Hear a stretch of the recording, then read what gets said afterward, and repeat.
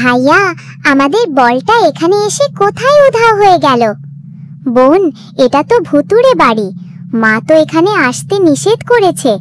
বলটাও vanish হয়ে গেছে। চল আমরা চলে যাই, এখানে ভূত আছে। বল না নিয়ে আমরা যাব না, তাহলে মা মারবে।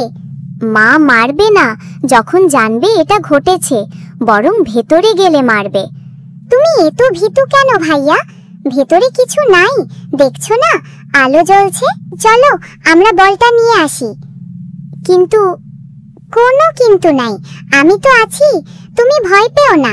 ভাইয়া, ওই যে আমাদের বলটা, চল বলটা নিয়ে বাড়ি যাই।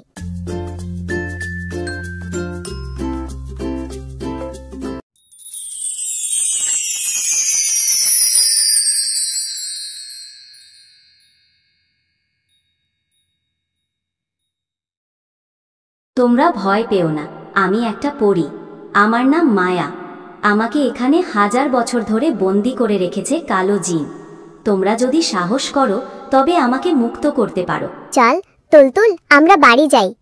আরে ভাইয়া, এটা তো রূপকথার পরী, বাড়ি যাব না, আমরা পরীটাকে নিয়ে যাব। বোন, আমার ভয় করছে।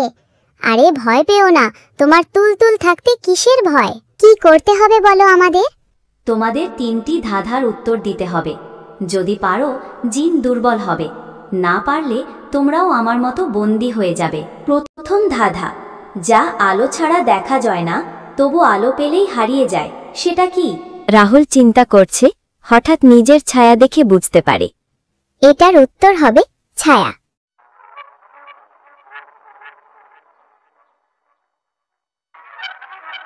দ্বিতীয় ধাঁধা, যা তুমি যত নাও তত বড় হয়, সেটা কি? গর্ত।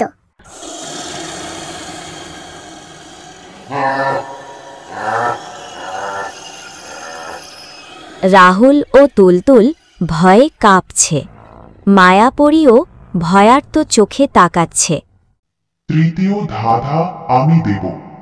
আমাকে ভাঙলে আমি কাঁদি, আমাকে কাঁদালে আমি ভাঙি। আমি কে? চারপাশ কাঁপছে, ছাদ ভেঙে পড়ার মতন অবস্থা। পেঁয়াজ।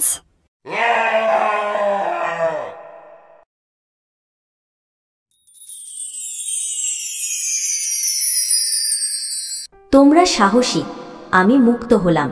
তোমাদের একটি ইচ্ছা পূরণ করব। আমরা চাই আমাদের গ্রামে আর কোনো অন্ধকার না থাকে।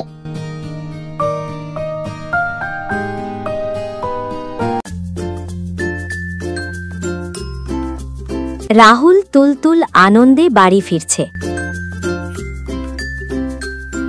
আকাশে নতুন এক তারা জ্বলছে। সেই দিন থেকে গ্রামে আর কোনো অন্ধকার ছিল না, আর আকাশে নতুন সেই তারাটি রাহুল তুলতুলের সাহসের প্রতীক হয়ে জ্বলতে থাকল।